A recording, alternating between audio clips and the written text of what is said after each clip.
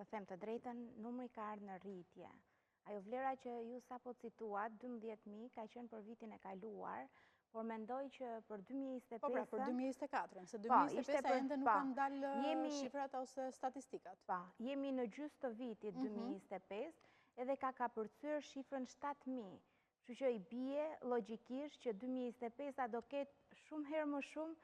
Pra 7.000 në të gjithë vendit në gjysmën në 6 mujorin e parë të vitit. Po, kemi rreth 7.000 të depozituara. Nuk është se janë zgjidhje martese, nuk është se janë divorce të përfunduara. Janë kërkesë pa di për zgjidhje martese të depozituara në gjykatat e gjithë Republikës së Shqipërisë.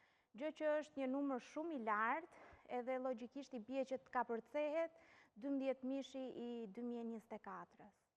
Nëse ecim me këto ritme? Nëse ecim gjithmonë me këto ritme. A janë këto shifra tregues se divorcet përfshihen si zgjidhje më e lehtë mes çifteve?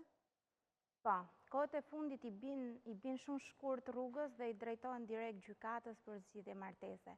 Pa e zauruar pjesën, pa kontaktuar një psikolog, një terapist çiftesh, pa e diskutuar. Më parë ishte që mblidhej gjithë familja, nga burri dhe nga gruaja, që diskutohej, gjendej një zgjidhje, tani nuk ka më diskutime, nuk ka terapi. E merr vendimin çifti dhe ndoshta shumë herë edhe të nxituar, drejtohen në nerva e sipër, drejtohen në gjykatë për të hap padinë e zgjidhjes martesës.